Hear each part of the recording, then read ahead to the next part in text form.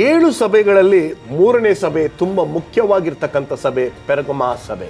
ಹರಿತವಾದ ಇಬ್ಬಾಯಿ ಕತ್ತಿಯನ್ನ ಹಿಡಿದು ಸಭೆಯನ್ನ ಶುದ್ಧಿ ಮಾಡ್ತಕ್ಕಂಥ ಸಭೆ. ಪೆರ್ಗಮ ಸಭೆಯು ಎತ್ತರವಾಗಿ ಇಟ್ಟಲ್ಪಟ್ಟ ಸಭೆ. ಕಾರ್ಯಕ್ರಮವನ್ನು ವೀಕ್ಷಿಸಿ ದೇವರ ವಾಕ್ಯದಿಂದ ಕಲಿಯಿರಿ.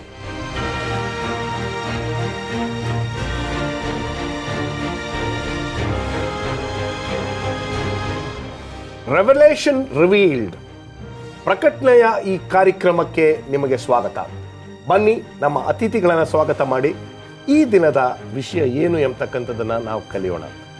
ಅನುಭವಶಾಲಿಗಳು ಬಹಳಷ್ಟು ವರ್ಷಗಳಿಂದ ದೇವರ ಮಕ್ಕಳಿಗೆ ಸತ್ಯವನ್ನು ಬೋಧನೆ ಮಾಡ್ತಕ್ಕಂಥ 2 ಬೋಧಕರುಗಳು ಬಂದಿದ್ದಾರೆ. ಬೋಧಕರಾಗಿರ್ತಕ್ಕಂಥ ರಾಜದಾಸ್ ಆನಂದಪ್ಪ, ಬೋಧಕರಾಗಿರ್ತಕ್ಕಂಥ ಕೆ ಪ್ರಸನ್ನಕುಮಾರ್. ನಮಸ್ಕಾರ. ತುಂಬ ಸಂತೋಷ ನೀವು ನಮ್ಮ ಕಾರ್ಯಕ್ರಮಕ್ಕೆ ಬಂದಿದ್ದು. ನಾವು ಇವತ್ತು 3ನೇ ಸಭೆಯ ಬಗ್ಗೆ ಕಲೀಲಿಕ್ಕೆ ಹೋಗ್ತಾ ಇದ್ದೀವಿ. ಮೊದಲನೇದಾಗಿ 2ನೇ ಅಧ್ಯಾಯ 12ನೇ ವಚನ. ಪೆರ್ಗಮದಲ್ಲಿರುವ ಸಭೆಯ ದೂತನಿಗೆ ಬರೆ ಹದವಾದ ಇಬ್ಬಾಯಿ ಕತ್ತಿಯನ್ನು ಹಿಡಿದಾತನು ಹೇಳುವುದೇನೆಂದರೆ, ಇಲ್ಲಿ ಎಲ್ಲ ನಾವು ಲಾಸ್ಟ್ 2 ಸಭೆಗಳಲ್ಲಿ ಓದುವಾಗಲೂ ಯೇಸು ಸ್ವಾಮಿಯ ಪರಿಚಯ ಮಾಡಿದ ನಂತರವೇ ಯೋಹಾನನು ಬೇರೆ ವಿಚಾರಗಳಿಗೆ ಹೋಗ್ತಾನೆ. ಹೌದು. ಇವತ್ತು ಒಂದು ಪ್ರಶ್ನೆ ಕೇಳಬೇಕಾಗಿದೆ ಎಲ್ಲ ಕ್ರೈಸ್ತಿಯ ಬೋಧಕರುಗಳಿಗೆ, ಎಲ್ಲ ಸಭೆಯ ಹಿರಿಕರಿಗಳಿಗೆ. Is Christ the introduction of your church? ಕ್ರಿಸ್ತನು ನಿಮ್ಮ ಸಭೆಯ ಪರಿಚಯವಾಗಿದ್ದಾನ ಎಂಬತಕ್ಕಂಥ ಪ್ರಶ್ನೆಯನ್ನು ನಾವು ಕೇಳುವುದಾದರೆ ಅದರ ಉತ್ತರ ಈಗ ಫಾರ್ ಎಕ್ಸಾಂಪಲ್, ಓಕೆ, ಈ ಚರ್ಚ್ ಯಾವುದಕ್ಕೆ ಫೇಮಸ್, ಈ ಚರ್ಚ್ ಯಾವುದಕ್ಕೆ ಫೇಮಸ್ ಅಂತ ನಾವು ಕೇಳುವಾಗ ಇದಕ್ಕೆ ಫೇಮಸ್ ಅನ್ನೋದಕ್ಕಿಂತ ಕ್ರಿಸ್ತನಿಗೆ ಫೇಮಸ್ ಎಂಬತಕ್ಕಂಥ ಆ ಒಂದು ವಿಷಯ ನಾವು ಈ 7 ಸಭೆಗಳನ್ನು ಪರಿಚಯ ಮಾಡಿಕೊಡುವಾಗ ಯೋಹಾನನು ಮೊದಲನೇ ಸ್ಥಾನಮಾನವನ್ನು ಯೇಸು ಸ್ವಾಮಿಗೆ ಕೊಡ್ತಾನೆ. ಏನಂತೀರ ಫಸ್ಟ್ ರಾಜದಾಸ್? ಯಾರು ಕ್ರಿಸ್ತನಿಗೆ ಅಗ್ರಸ್ಥಾನ ಕೊಡ್ತಾರೆ ಅವರು ಭಾಳ ಸಂತೃಷ್ಟಿ ಸಮೃದ್ಧಿಯಿಂದ ಇರ್ತಕ್ಕಂಥ ಸಭೆ. ಆ ಪೆರ್ಗಮ ಸಭೆ ದೇವರಿಗೆ ಪ್ರಥಮ ಸ್ಥಾನ ಕೊಡೋ ಪ್ರಯುಕ್ತವಾಗಿ ಅವರು ಸಂತೋಷವಾಗಿ ಸಮಾಧಾನವಾಗಿದ್ದರು. ಅಲ್ಲಿ ಹಿಂಸೆ ಇರಲಿಲ್ಲ. ಯಾಕಂದರೆ ಆ ರಾಜ್ಯದ ಅಧಿಪತಿಯೇ ಕ್ರಿಸ್ತನ ಅನುಸರಿಸ್ದ ಕಾನ್ಸ್ಟಂಟೈನ್ ಚಕ್ರವರ್ತಿ ಕ್ರೈಸ್ತನಾದ ಅಂತ ಹೇಳತ್ತೆ. ಆ ಪ್ರಯುಕ್ತವಾಗಿ ಕ್ರೈಸ್ತರಿಗೆ ಈ ಸಭೆಯಲ್ಲಿ ಹಿಂಸೆ ಇರಲಿಲ್ಲ. ಓಕೆ, ಇಲ್ಲಿ ನಾವು ನೋಡುವುದಾದರೆ ಇಬ್ಬಾಯಿ ಕತ್ತಿ ಏನದು ಸ್ವಲ್ಪ ವಿವರಿಸಿ. ಇಬ್ಬಾಯಿ ಕತ್ತಿ ಅಂದರೆ ಈಗಾಗಲೇ ನಮಗೆ ತಿಳಿದು ಬಂದಿದೆ, ದೇವರ ವಾಕ್ಯವೇ ಒಂದು ಇಬ್ಬಾಯಿ ಕತ್ತಿ. ಓಕೆ. ಹರಿತವಾದ ಇಬ್ಬಾಯಿ ಕತ್ತಿಯನ್ನು ಹಿಡಿದು ದೂತನು ಹೇಳುವುದೇನೆಂದರೆ, ನೀವು ವಾಸ ಮಾಡುವ ಸ್ಥಳವನ್ನು ಬಲ್ಲೆನು.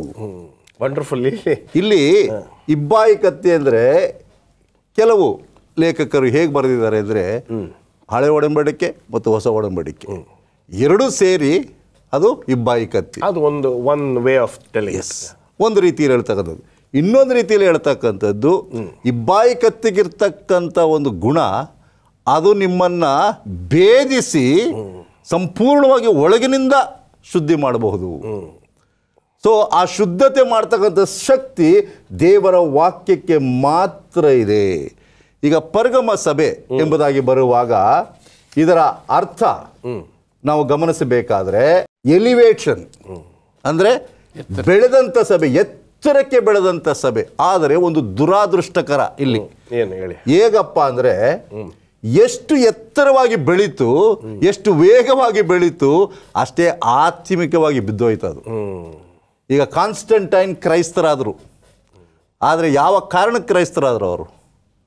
ಅದರಿಂದ ನಿಜವಾದ ಕ್ರೈಸ್ತರಿಗಾಗಿರ್ತಕ್ಕಂಥ ಲಾಭ ಏನು ಅದನ್ನು ಇಲ್ಲಿ ಕಲ್ತ್ಕೊಳ್ತೇವೆ.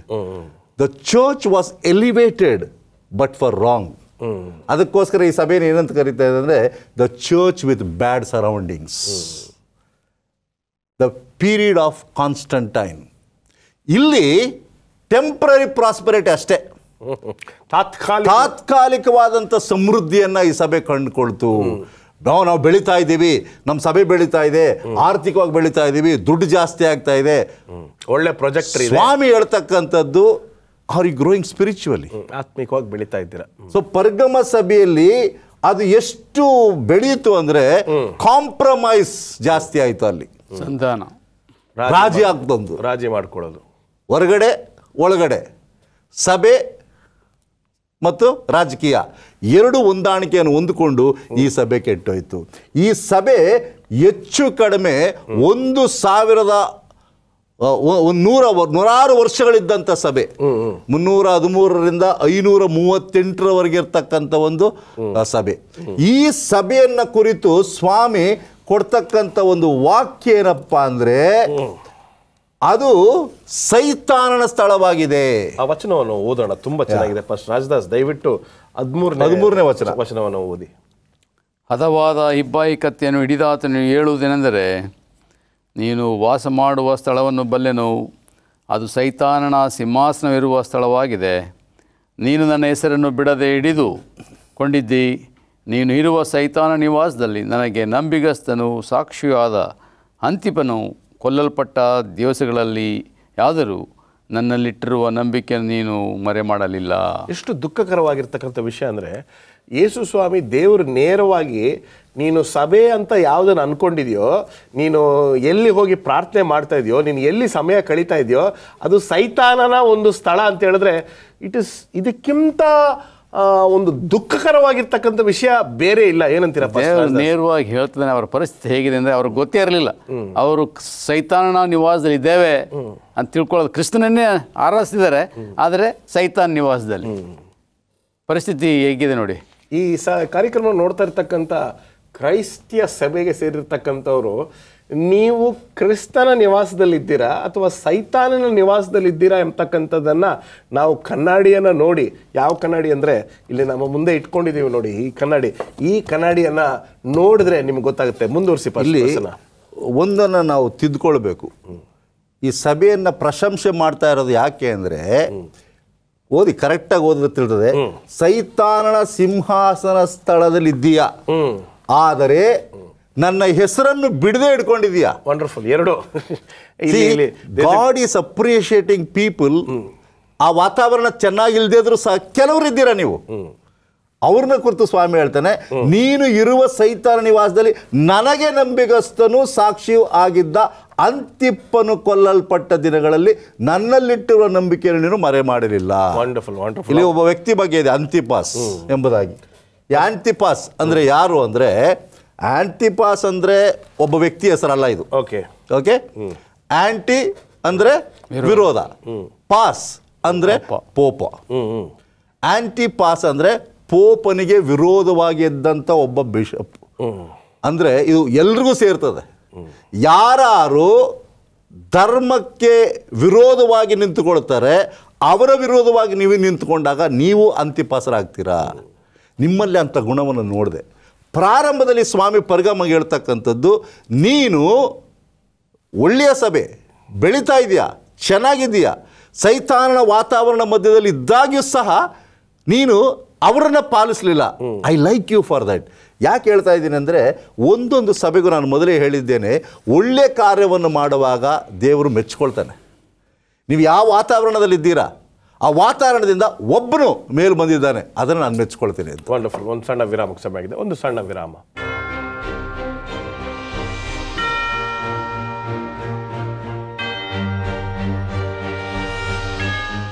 Welcome back. ನಾವು ಈ ಒಂದು 3ನೇ ಸಭೆಯ ಬಗ್ಗೆ ಕಲಿತಾ ಇದ್ದೇವೆ. ಬಹಳಷ್ಟು ಅದ್ಭುತವಾಗಿರ್ತಕ್ಕಂಥ ಸಂದೇಶಗಳನ್ನು ಈ ಮೂಲಕ ಕಲಿತಾ ಇದ್ದೇವೆ. 2ನೇ ಅಧ್ಯಾಯ 14ನೇ ವಚನಕ್ಕೆ ನಾವು ಬಂದಿದ್ದೇವೆ. 2ನೇ ಅಧ್ಯಾಯ 14ನೇ ವಚನವನ್ನು ಪಾಸ್ಟರ್ ರಾಜದಾಸ್ ದಯವಿಟ್ಟು ಓದಬೇಕು ಅಂತ ನಿಮ್ಮನ್ನು ಕೇಳ್ಕೊಳ್ತೀನಿ. ಆದರೂ ಕೆಲವು ವಿಷಯಗಳಲ್ಲಿ ನಿನ್ನ ಮೇಲೆ ತಪ್ಪು ಹೊರಿಸಬೇಕಾಗುತ್ತದೆ.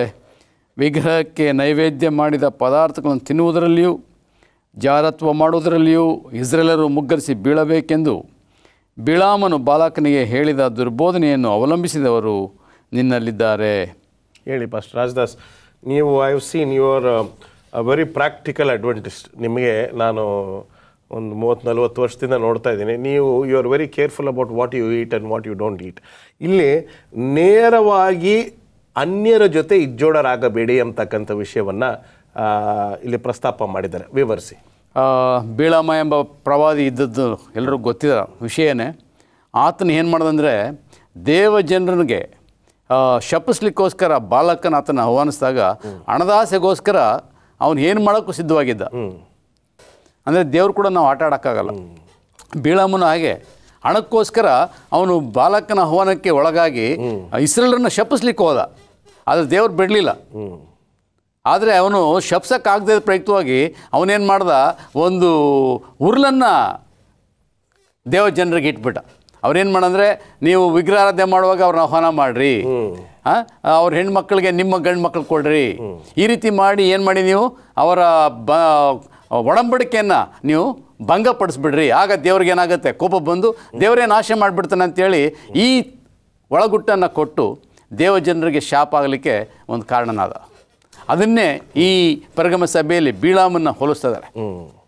ಎಲ್ಲೋ ಒಂದು ಕಡೆ ನಾವು ಕೂಡ ಇದನ್ನು ಎಲ್ಲೋ ಸ್ವಲ್ಪ ನಮ್ಮ ಮೇಲೆ ಕೂಡ ಇದರ ಛಾಯೆ ಇದೆ ಅನ್ನೋ ರೀತಿಯಲ್ಲಿ ಅವ್ರು ಹೇಳೋದನ್ನು ನಾನು ಕೇಳಿಸ್ಕೊಂಡಾಗ ಎಲ್ಲೋ ನಾವು ಕೂಡ ಎಲ್ಲೋ ಅಲ್ಪ ಸ್ವಲ್ಪ ಈ ರೀತಿಯಾಗಿ ಮಾಡ್ತಾ ಇದ್ದೀವಿ. ಏನಂತೀರ ಫಸ್ಟ್ ಪ್ರಶ್ನೆ? ಖಂಡಿತವಾಗಿ ಇಲ್ಲಿ ಬಿಳಾಮನನ್ನು ತೆಗೆದುಕೊಳ್ಳುವಾಗ ಇದನ್ನು ಏನಂತ ಕರಿತೇವೆ ಅಂದರೆ 4ನೇ ಮತ್ತು 5ನೇ ಶತಮಾನದಲ್ಲಿ ಇದ್ದಂಥ ಸಭೆ.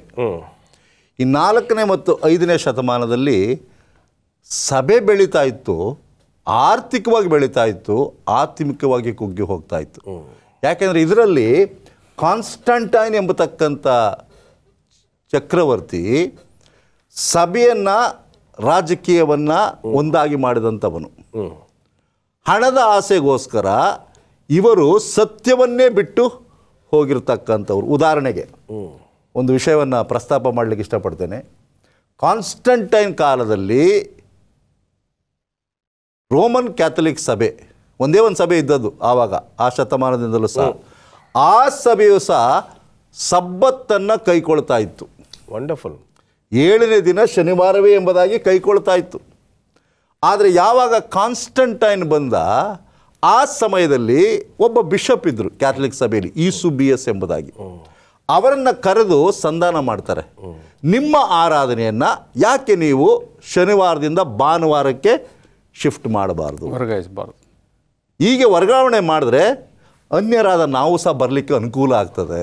ಈ ಕಾರ್ಯಕ್ರಮನ ನೋಡುತ್ತಾ ಇರ್ತಕ್ಕಂಥವ್ರು ಒಂದು ವೇಳೆ ನಾವು ಇದು ಹೇಳಿರ್ತಕ್ಕಂಥ ಬೋಧಕರಾಗಿರ್ತಕ್ಕಂಥ ಪ್ರಶ್ನೆ ಅವರು ಈಗ ಹೇಳಿದಂಥ ಮಾಹಿತಿ ತಪ್ಪಾಗಿದ್ದರೆ ನೀವು ನಮಗೆ ಬಂದು ಹೇಳ್ಬೇಕು. ನೀವು ಇದು ತಪ್ಪು ಸರ್, ನೀವು ಹೇಳಿರ್ತಕ್ಕಂಥದ್ದು ಇದು ಹಿಂಗಾಗಿಲ್ಲ, ಚರಿತ್ರೆಯಲ್ಲಿ ಇಲ್ಲ ಅನ್ನೋದನ್ನ I want you to prove to us that we are wrong. And if we are right, I want you to agree to it. ಇದು we are not talking about Adventist history. Seventh day Adventist ಸಭೆಯ ಚರಿತ್ರೆಯ ಬಗ್ಗೆ ನಾವು ಕಲಿತಾ ಇಲ್ಲ. ಪೆರ್ಗಮಸ್ ಎಂಬತಕ್ಕಂಥ ಸಭೆಯಲ್ಲಿ ನಡೆದಂಥ ಘಟನೆಯ ಆಧಾರದ ಮೇಲೆ ಆ ಸಮಯದಲ್ಲಿ ಕಾನ್ಸ್ಟಂಟೈನ್ ಚಕ್ರವರ್ತಿ ಅಂತ ಒಬ್ಬ ಇದ್ದ. ಆ ಸಮಯದಲ್ಲಿ ಶನಿವಾರದಿಂದ ಭಾನುವಾರಕ್ಕೆ ಬದಲಾವಣೆ ಆಯಿತು. ನಮಗೂ ದೇವರಿಗೂ ಇರ್ತಕ್ಕಂಥ ಗುರುತು ಯಾವ ಗುರುತು? ಸಬ್ಬತ್ತು ಎಂಬತಕ್ಕಂಥ ಗುರುತು. ಮುಂದುವರಿಸಿ. ಆ ದಿನಾಂಕವನ್ನ ಇವತ್ತು ಚರಿತ್ರೆಯಲ್ಲಿದೆ, ನಮ್ಗೆ ಹೇಳ್ಬೇಕಾಗಿಲ್ಲ, ಚರಿತ್ರೆ ಹುಡುಕ್ಲಿ ಅವ್ರು ಬೇಕಾದ್ರೆ. Please please go ahead and read the history. Google ನೋಡಿ, ಏನಾರು ನೋಡಿ. ಮಾರ್ಚ್ 7ನೇ ತಾರೀಕು 321 ಮೊದಲನೇ ಭಾನುವಾರದ ಆಚರಣೆ ಜಾರಿಯಲ್ಲಿ ಬಂತು. ಇನ್ನೊಂದು ಸ್ವಲ್ಪ ಜೋರಾಗಿ ಹೇಳ್ಬಿಡಿ. ಮಾರ್ಚ್ 7ನೇ ತಾರೀಕು 321 ಕ್ರಿಸ್ತ ಶಕ ಎಡಿ ಅಲ್ಲಿ ಮೊದಲನೇ ಭಾನುವಾರದ ಆಚರಣೆ ಜಾರಿಯಲ್ಲಿ ಬಂತು. ಆದರೆ ಇನ್ನು ಅನೇಕರು ಇದನ್ನು ಅಂಗೀಕಾರ ಮಾಡಲಿಲ್ಲ. ಕೆಲವರು ಹೇಳಿದ್ರು ಇಲ್ಲ ಇಲ್ಲ, ನಾವು ಬದಲಾವಣೆ ಮಾಡ್ಲಿಕ್ಕೆ ಆಗೋಲ್ಲ, ಇಷ್ಟು ವರ್ಷ ನಾವು ಸಬ್ಬತ್ತನ್ನು ಕೈಕೊಂಡು ಬರ್ತಾ ಇದ್ದೇವೆ. ಅಲೆಕ್ಸಾಂಡ್ರಿಯಾ ಬೇರೆ ಬೇರೆ ಸ್ಥಳಗಳಲ್ಲಿ ಇವನ್ನ ಸ್ವೀಕಾರ ಮಾಡಲಿಲ್ಲ. ಆಗ 538ರಲ್ಲಿ ಲವೋದಿಕಿಯ ಕೌನ್ಸಿಲ್ ಎಂಬುದಾಗಿತ್ತು. ಆ ಲವೋದಿಕಿಯ ಕೌನ್ಸಿಲ್ನಲ್ಲಿ ಒಂದು ಬಹಳ ಕಠಿಣವಾದಂಥ ಶಾಸನವನ್ನು ತಂದರು. ಅದ್ಯಾವುದಂದ್ರೆ, ಖಂಡಿತವಾಗಿಯೂ ಯಾರು ಸಹ ಶನಿವಾರ ಆರಾಧನೆ ಮಾಡಬಾರ್ದು, ಭಾನುವಾರನೇ ಮಾಡಬೇಕು ಅಂತ. ಈ ಕೌನ್ಸಿಲ್ ಆಫ್ ಲವೋದಿಕಿಯ ಬಗ್ಗೆ ನಾವು ಬಹಳಷ್ಟು ರಿಲಿಜಿಯಸ್ ಹಿಸ್ಟ್ರಿ ಪುಸ್ತಕ ಪಾಠಗಳಲ್ಲಿ ಕಲ್ತಿದ್ದೇವೆ. ಸೈತಾನನು ಆಗಿನ ಕಾಲದಲ್ಲಿರ್ತಕ್ಕಂಥ ಅಧಿಕಾರಿಗಳ ಮೂಲಕನೇ ಸಬ್ಬತ್ತನ್ನು ಆವತ್ತೇ ಶುರು ಮಾಡಿದ್ದಾನೆ. 321ನೇ ಸಮಯದಲ್ಲೇ ಶನಿವಾರದಿಂದ ಭಾನುವಾರಕ್ಕೆ ಆತನು ಈ ಒಂದು ಕಾನ್ಸ್ಟಂಟೈನ್ ಚಕ್ರವರ್ತಿ ಇರಬಹುದು ಅಥವಾ ಈ ಲವೋದಿಕಿಯ ಈ ಒಂದು ಕೌನ್ಸಿಲ್ ಇರಬಹುದು, ಎಲ್ಲವನ್ನ ಆತನ ಒಂದು ವಶಕ್ಕೆ ತೆಗೆದುಕೋಬೇಕು ಅಂತ ಹೇಳಿ ಇದು ಒಂದು ಒಂದು ಮುಖ್ಯವಾಗಿರ್ತಕ್ಕಂಥ ಅಂಶ ಏನಂತ ಹೇಳಿದ್ರೆ, ರೋಮನ್ ಕ್ಯಾಥಲಿಕ್ ಸಭೆಯವರು ಒಂದು ಕಾಲದಲ್ಲಿ 321 ಕ್ರಿಸ್ತ ಪೂರ್ವ ಅದಕ್ಕಿಂತ ಮುಂಚಿತವಾಗಿ ಶನಿವಾರ ಆಚರಣೆ ಮಾಡ್ತಾ ಇದ್ರು ಎಂಬತಕ್ಕಂಥ ಅಂಶವನ್ನ, 7ನೇ ದಿನವನ್ನ ಆಚರಣೆ ಮಾಡ್ತಾ ಇದ್ರು ಎಂಬತಕ್ಕಂಥ ಅಂಶವನ್ನ ದಯವಿಟ್ಟು ಚರಿತ್ರೆಯ ಪುಸ್ತಕದಲ್ಲಿ ನೀವು ಓದಿ ಕಂಡುಕೋಬೇಕು ಅಂತ ನಾನು ನಿಮ್ಮನ್ನ ಕೇಳ್ಕೊಳ್ತೀನಿ. ಸಬ್ಬತ್ತಿನ ಬದಲಾವಣೆ ನಮ್ಮಿಂದಲೇ ಆಯಿತು ಅಂತ ಅವರೇ ಒಪ್ಕೊಳ್ತಾರೆ. ಯಾಕೆಂದ್ರೆ ಅವ್ರಿಗೆ ನಮಗೆ ಅವ್ರು ಹೇಳ್ತಕ್ಕಂಥದ್ದು ದೇವರ ವಾಕ್ಯ ನಮಗೆ ಅಧಿಕಾರ ಕೊಟ್ಟಿದೆ, ನಾವು ಬದಲಾವಣೆ ಮಾಡ್ಬೋದು. ದಾನಿಯೇಲ 7:25 ಏನು ಹೇಳ್ತದೆ? ಕಟ್ಟಳೆಯ ಕಾಲಗಳನ್ನು ಬದಲಾವಣೆ ಮಾಡ್ತದೆ, ಸಮಯಗಳನ್ನು ಬದಲಾವಣೆ ಮಾಡಿ, ಎಲ್ಲ ಅಧಿಕಾರ ನನಗಿರೋದ್ರಿಂದ ನಾನು ಬದಲಾವಣೆ ಮಾಡ್ತೇನೆ. ಇನ್ನೊಂದು ಮುಗಿಸ್ಲಿಕ್ಕೆ ಮುಂಚೆ ಇನ್ನೊಂದು ವಿಷಯವನ್ನು 15ನೇ ವಚನ ಓದಿ. ದಯವಿಟ್ಟು 2:15. ಹಾಗೆಯೇ ನಿಕೊಲಾಯಿತರ ಬೋಧನೆಯನ್ನು ಅವಲಂಬಿಸಿದವರು ನಿಮ್ಮಲ್ಲಿದ್ದಾರೆ. ಸೊ ಇನ್ನೊಂದು ಖಂಡನೆಯನ್ನು ಇದು ಕೊಡ್ತಕ್ಕಂಥದ್ದು ನಿಮ್ಮಲ್ಲಿ ನಿಕೋಲಿತೆಯರ ಬೋಧನೆ. ಅದನ್ನು ಎಫೆಸದವರಲ್ಲಿ ಓದಿದ್ದೇವೆ. ನಿಕೋಲಿತೆಯರ ಬೋಧನೆ ಅಂದರೆ ಏನು? ಕೇವಲ ನಂಬಿಕೆ ಸಾಕು, ಕ್ರಿಯೆಗಳು ಬೇಡ, ಆಜ್ಞೆಗಳು ಬೇಡ. ಕ್ರಿಸ್ತನ ನಂಬಿಕೊಳ್ತೇವೆ ಸಾಕು, ಆತನಿದ್ದರೆ ಸಾಕು, ನಮಗೆ ದಾನಿಯೆಲ್ಲ ಬೇಡ, ಪ್ರಕಟಣೆ ಬೇಡ, ಬೇರೆ ಯಾವುದು ಬೇಡ ಅಂತ ಕಾಂಪ್ರಮೈಸ್ ಇರ್ತಕ್ಕಂಥ ಸಭೆಗೆ ದೇವರು ಖಂಡನೆ ಮಾಡ್ತಾನೆ. ಇದು ಸರಿಯಲ್ಲ. ಇದರ ಬಗ್ಗೆ ನಾವು ಇನ್ನೂ ಚರ್ಚೆಯನ್ನು ಮುಂದಿನ ಭಾಗದಲ್ಲಿ ಮಾಡೋಣ. ಒಂದು ಸಣ್ಣ ವಿರಾಮಕ್ಕೆ ಸಮಯವಾಗಿದೆ.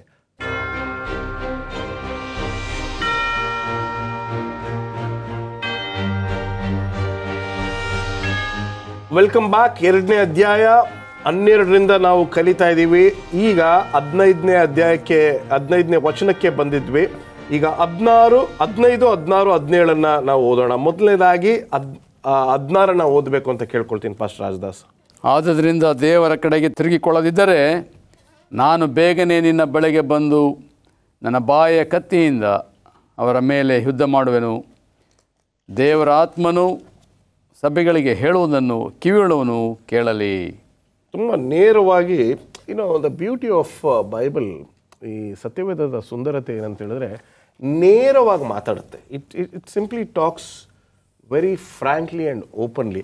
ಇಲ್ಲಿ ಹೇಳುತ್ತೆ, ನಿನಗೆ ಸಮಯ ಕೊಡ್ತೀನಿ, ನೀನು ಬದಲಾವಣೆಯನ್ನು ಹೊಂದಲಿಲ್ಲ ಅಂದರೆ ತುಂಬ ತಪ್ಪಾಗುತ್ತೆ. ಏನಂತೀರ? ಹೌದು.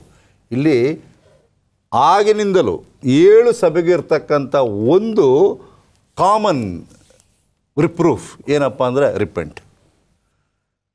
ನೀನು ಕೆಟ್ಟದ್ದು ಮಾಡಿದೀಯಾ, ಆದರೆ ನಿನಗೆ ಆಶೀರ್ವಾದ ಬೇಕಾದರೆ ನೀನು ತಿದ್ದುಕೊಳ್ಬೇಕು.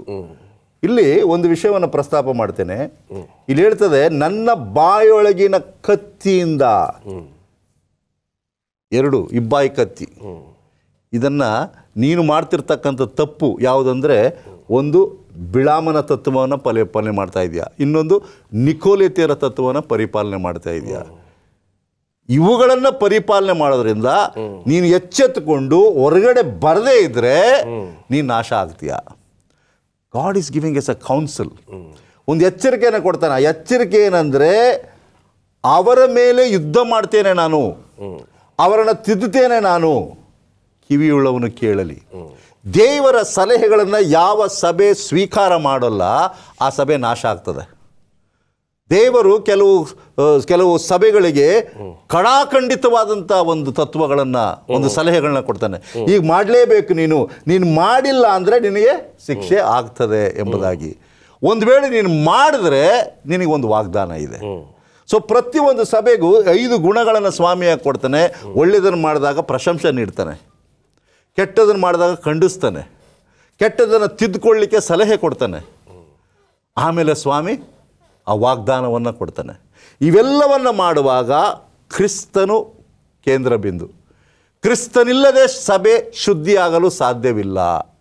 ಅದು ಯಾವುದೇ ಸಭೆ ಆಗಿರ್ಬೋದು. ಈ ಪರ್ಗಮ ಸಭೆಯಲ್ಲಿ ಹೆಚ್ಚು ಕಡಿಮೆ ಏನಾಗಿತ್ತು ಅಂದರೆ, ಯೇಸು ಕ್ರಿಸ್ತನ ತತ್ವಗಳನ್ನು ಮತ್ತು ಹೊರಗಡೆ ಗ್ರೀಕ್ ಫಿಲಾಸಫಿ ಇವುಗಳನ್ನು ಜೋಡಣೆ ಮಾಡ್ತಾಯಿದ್ರು. ಯಾವುದೂ ಹೊಂದಾಣಿಕೆ ಇಲ್ಲ. False doctrine and true church ಇವೆಲ್ಲ ಕಾಂಪ್ರಮೈಸ್ ಆಗಿರೋದ್ರಿಂದ ನೀವೇನು ಮಾಡ್ತೀರಾ ಅಂದರೆ ನಾಶ ಆಗ್ತೀರಾ. ಅದಕ್ಕೋಸ್ಕರ ನಾವು ಪದೇ ಪದೇ ನಮ್ಮ ಸಭಿಕರಿಗೆ, ಯೌವನಸ್ಥರಿಗೆ ಹೇಳ್ತಕ್ಕಂಥದ್ದು, ಇಜ್ಜೋಡಾಗಬೇಡಿ. ಬಿಳಾಮನು ಒಂದು ತತ್ವವನ್ನು ಹೇಳಿಕೊಟ್ಟ ಬಾಳಾಕನಿಗೆ, ನೋಡಪ್ಪ ನಾನು ಏನೇ ಮಾತಾಡಿದ್ರು ಅದು ಶಾಪ ಆಗಲ್ಲ, ಏನಾಗ್ತಾ ಇದೆ, ಆಶೀರ್ವಾದ ಆಗ್ತಾ ಇದೆ ಜನಕ್ಕೆ. ಯಾಕೆಂದರೆ ದೇವರ ಆಶೀರ್ವಾದ ಮಾಡಿದ್ದಾರೆ. ನಾನು ಶಪಿಸಲಿಕ್ಕೆ ಸಾಧ್ಯವಿಲ್ಲ, ನಾನು ಪ್ರವಾದಿನೇ ಆಗಿರ್ಬೋದು, ಶಪಿಸಲಿಕ್ಕೆ ನನಗೆ ಶಕ್ತಿ ಇಲ್ಲ. ಆದರೆ ಒಂದು ಸಲಹೆನ ಕೊಡ್ತೇನೆ, ಹೆಣ್ಣು ಮಕ್ಕಳನ್ನ ಏನು ಮಾಡು, ನಿಮ್ಮ ಗಂಡು ಮಕ್ಕಳಿಗೆ ಕೊಡು, ನಿಮ್ಮ ಹೆಣ್ಣು ಮಕ್ಕಳನ್ನ ಅವ್ರ ಗಂಡು ಮಕ್ಕಳಿಗೆ ಕೊಡು, ಮದುವೆಯ ಇಜ್ಜೋಡು, ಓಕೆ, ವಿಗ್ರಹಾರಾಧನೆ, ನೈವೇದ್ಯ, ಇವೆಲ್ಲವನ್ನ ಮಾಡುವಾಗ ನೀವು ಏನಾಗ್ತೀರಾ ಅಂದರೆ ಸಭೆಯ ಬೀಳುವಿಕೆಗೆ ಒಂದು ಕಾರಣ ಆಗ್ತದೆ. ಫಸ್ಟ್ ರಾಜದಾಸ್, ನಿಮ್ಮ ಒಂದು ಅನುಭವದಲ್ಲಿ ಖಂಡಿತವಾಗ್ಲೂ ಬಹಳಷ್ಟು ಯೌವನಸ್ಥರು ಈ ಒಂದು ಹಾದಿಯಲ್ಲಿ ಹೋಗಿ ಬೀಳ್ತಕ್ಕಂಥದ್ದನ್ನು ನೋಡಿರ್ತೀರ. ಈಗ ಅಂಥ ಒಂದು ದೊಡ್ಡ ಜ್ಞಾನಿನೇ ಈ ವಿಚಾರದಲ್ಲಿ ಸೋತೋದ, ಬುದ್ಧಿವಂತನು, ಇಡೀ ಲೋಕದಲ್ಲಿ ಅವನಂಥ ಬುದ್ಧಿವಂತನು ಇಲ್ಲದೇ ಇರತಕ್ಕಂಥವನೇ ಬುದ್ಧಿಹೀನ ಕೆಲಸವನ್ನು ಕೊನೆಯಲ್ಲಿ ಮಾಡ್ತಾನೆ. ನಿಜವಾಗ್ಲೂ ಅವನು ಬುದ್ಧಿವಂತನ ಎಂಬತಕ್ಕಂಥ ಅಂಶ ನಮಗೆ ಸ್ವಲ್ಪ ಪ್ರಶ್ನಾಕರವಾಗಿ ಹೇಳುತ್ತೆ. 17ನೇ ವಚನವನ್ನು ಓದಬೇಕು ಅಂತ ಕೇಳ್ಕೊಳ್ತೀನಿ ಪಾಸ್ಟರ್ ರಾಜದಾಸ್. ದೇವರಾತ್ಮನು ಸಭೆಗಳಿಗೆ ಹೇಳುವುದನ್ನು ಕಿವಿಯುಳ್ಳವನು ಕೇಳಲಿ. ಯಾವನು ಜಯ ಹೊಂದುತ್ತಾನೋ ಅವನಿಗೆ ಬಚ್ಚಿಟ್ಟಿರುವ ಮನ್ನವೆಂಬ ಆಹಾರವನ್ನು ಕೊಡುವೆನು. ಇದಲ್ಲದೆ ಅವನಿಗೆ ಬಿಳಿ ಕಲ್ಲನ್ನು, ಆ ಕಲ್ಲಿನ ಮೇಲೆ ಕೆತ್ತಿದ ಹೊಸ ಹೆಸರನ್ನು ಕೊಡುವೆನು. ಆ ಹೆಸರನ್ನು ಹೊಂದಿದವನಿಗೆ ಹೊರತು ಅದು ಇನ್ಯಾರಿಗೂ ತಿಳಿಯದು. ಹೇಳಿ ಪಾಸ್ಟರ್ ರಾಜದಾಸ್, ನಿಮ್ಮ ಅನುಭವದಲ್ಲಿ ಈ ಒಂದು 17ನೇ ವಚನದಿಂದ ನಾವು ಕಲಿಬೇಕಾಗಿರ್ತಕ್ಕಂಥ ಮುಖ್ಯವಾಗಿರ್ತಕ್ಕಂಥ ಅಂಶ ಯಾವುದು? ನಾವು ಈ ಬೀಳಾಮನ್ ತತ್ವಕ್ಕೆ ಒಳಗಾಗದೆ, ಆ ನಿಕೋಲೈತರ ತತ್ವವನ್ನು ಪಾಲಿಸದೆ ಸ್ವಾಮಿಗೆ ನಿಷ್ಠವಂತರಾಗಿ ಉಳ್ಕೊಂಡ್ರೆ ಸ್ವಾಮಿ ಕೊಡೋ ಪ್ರತಿಫಲನೆ ಅಂತ ಹೇಳಿದ್ರೆ ಆತನು ಪ್ರತಿಯೊಬ್ಬರಿಗೂ ಒಂದು ಹೊಸ ನಾಮವನ್ನು ಕೊಡ್ತಾನಂತೆ. ಆ ತಂದೆಯ ಹೆಸರು ಅವ್ರ ಮೇಲೆ ಬರೆಯಲ್ಪಡುತ್ತೆ. ಅದು ಬಿಳಿ ಕಲ್ಲಿನ ಮೇಲೆ ಮಾತ್ರ ಲಿಖಿತ ಆಗತ್ತಂತೆ. ಇದು ಒಂದು ಸೌಭಾಗ್ಯ. ಈ ಒಂದು ಬಹುಮಾನ ಬೇಕಾದರೆ ನಾವು ಜಯ ಹೊಂದಲೇಬೇಕು. ಜಯ ಅಂದರೆ ಪ್ರತಿ ದಿನದಲ್ಲಿ ಜಯ ಗಳಿಸ್ತಾನೆ ಇರಬೇಕು. Victory is not once in a year, every day. ಪ್ರತಿದಿನ ನಾವು ಎದುರಿಸುವಂಥ ಶೋಧನೆಗಳನ್ನು ಜಯಿಸಬೇಕಾಗಿದೆ. ಈ ಮಹಾ ಹೋರಾಟ ಆತ್ಮಿಕ ಹೋರಾಟ. ಈ ಹೋರಾಟದಲ್ಲಿ ಜಯ ಗಳಿಸೋರಿಗೆ ಮಾತ್ರ ಈ ರನ್ನಿಂಗ್ ರೇಸ್ಗಳಲ್ಲಿ ಯಾರು ಆ ಓಟದಲ್ಲಿ ಸ್ಪರ್ಧಿ ಜಯಿಸ್ತಾರೆ ಅವ್ರಿಗೆ ಮಾತ್ರ ಬಹುಮಾನ ಸಿಗುತ್ತೆ. ಹಾಗೆಯೇ ಆತ್ಮಿಕ ಕ್ರೈಸ್ತಿಯ ಹೋರಾಟದಲ್ಲೂ ಅಷ್ಟೇ ನಾವು ಈ ಹೋರಾಟದಲ್ಲಿ ಜಯವನ್ನು ಕಾಣಲೇಬೇಕಾಗಿದೆ. ಯಾವುದೇ ಕಾರಣಕ್ಕೂ ನಿರಾಶ್ರಿತರಾಗಿ ಅಯ್ಯೋ ಸಮಸ್ಯೆ ಇತ್ತು, ಸಂಧಾನ ಆಗೋಯಿತು ಅಂತೇಳಿ ಸಂಧಾನ ಮಾಡಿಕೊಂಡ್ರೆ ಅಂಥವ್ರಿಗೆ ಜಯಮಾಲೆ ಸಿಗಲ್ಲ, ಅಂಥವ್ರಿಗೆ ಮನ್ನನೂ ಸಿಗಲ್ಲ. ಇದು ಹಳೆ ಒಡಂಬಡಿಕೆಯಲ್ಲಿ 2 ಭಾಗ ಇತ್ತು ಪರ್ಣಶಾಲೆಯಲ್ಲಿ. ಪರಿಶುದ್ಧ ಸ್ಥಳ, ಮಹಾಪರಿಶುದ್ಧ. ಮಹಾಪರಿಶುದ್ಧದಲ್ಲಿ ಏನಿತ್ತು? ದೇವರ ಮಂಜೂಷದ ಪೆಟ್ಟಿಗೆ ಇತ್ತು. ಮಂಜೂಷದ ಪೆಟ್ಟಿಗೆ ಒಳಗಡೆ ಏನಿಟ್ಟಿದ್ರು? ದೇವರ ಆಜ್ಞೆ ಇಡಲ್ಪಟ್ಟಿತ್ತು. ಮತ್ತು ಮನ್ನಾ ಯಾಕೆ ಇಟ್ಟಿತ್ತು ಅಂತ ಹೇಳಿದ್ರೆ ಇಸ್ರೇಲರನ್ನ ಹೇಗೆ ದೇವರು 40 ವರ್ಷ ನಡೆಸಿದ, ಆಹಾರ ಕೊಟ್ಟ ಅನ್ನೋದಕ್ಕೆ ಅದು ಒಂದು ಸಾಕ್ಷಿಯಾಗಿತ್ತು. ಆ ಮನ್ನಾ ದೇವರ ರೊಟ್ಟಿ, ಅದು ಸಜ್ಜುಳ ರೊಟ್ಟಿಯನ್ನು ಸೂಚಿಸ್ತಾಯಿತ್ತು, ಕ್ರಿಸ್ತನನ್ನು ಸೂಚಿಸ್ತಾಯಿತ್ತು. ಮತ್ತು ಇನ್ನೊಂದಿತ್ತು ಅಲ್ಲಿ ಆರೋನ ಕೋಲು ಚಿಗುರಿ ಅಲ್ಲೇ ಒಂದೇ ದಿನದಲ್ಲಿ ಅದು ಹೂ ಬಿಟ್ಟು ಕಾಯಿನ ಬಾದಾಮಿ ಕಾಯಿ ಬಿಡ್ತಂತೆ. ಅಂದರೆ ದೇವ್ರ ಕೈಲಿ ಎಲ್ಲವೂ ಸಾಧ್ಯ ಅನ್ನೋದನ್ನ ನಿರೂಪಿಸಲಿಕ್ಕೆ ಆ ಒಂದು ಮಂಜೂಷ ಪೆಟ್ಟಿಗೆಯಲ್ಲಿತ್ತು. ಈ ಮಂಜೂಷ ಪೆಟ್ಟಿಗೆಯಲ್ಲಿ ಮನ್ನವನ್ನು ಸ್ವಾಮಿ ಇಟ್ಟಿದ್ದ, ಅದನ್ನು ವಿಮೋಚಿಸಲ್ಪಟ್ಟಂಥ ಕ್ರೈಸ್ತರಿಗೆ, ಜಯ ಹೊಂದಿದ ಕ್ರೈಸ್ತರಿಗೆ ಅದು ಕೊಡಲ್ಪಡುತ್ತಂತೆ. ಅಂದು ಕ್ರೈಸ್ತರು ಇಸ್ರೇಲರು ತಿಂದಂಥ ಮನ್ನ ನಮಗೆ ಕೊಡಲ್ಪಡುತ್ತೆ. ಈ ಒಂದು ಅವಕಾಶ ಬೇಕಾದರೆ ದೇವದೂತರ ಆಹಾರ ತಿನ್ನಬೇಕಂತ ಆಸೆ ಪಟ್ಟರೆ ನಾವು ಜಯವನ್ನು ಗಳಿಸ್ತಾನೆ ಹೋಗಬೇಕಾಗುತ್ತೆ, ನಿರಾಶೆತರಾಗಬಾರ್ದು. ಖಂಡಿತವಾಗ್ಲೂ ಈ ಮನ್ನಾವನ್ನು ನಾವೆಲ್ಲರೂ ತಿನ್ನೋ ಒಂದು ಸೌಭಾಗ್ಯ ದೇವರು ನಮಗೆ ಕೊಡಬೇಕೇನಂತೀರ ಪ್ರಶ್ನೆ? ಖಂಡಿತವಾಗಿ ಪರ್ಗಮ ಸಭೆಗೆ ಅಷ್ಟೊಂದು ಕೆಟ್ಟ ವಾತಾವರಣದಲ್ಲಿ ಬೆಳೆದಾಗ್ಯೂ ಸಹ ದೇವರು ಕೊಡ್ತಕ್ಕಂಥ ಒಂದು ಆಶೀರ್ವಾದ, ಜಯಶಾಲಿಗಳಾಗಬೇಕು ಯಾರಿಗೆ ಆದರೂ ಸಹ.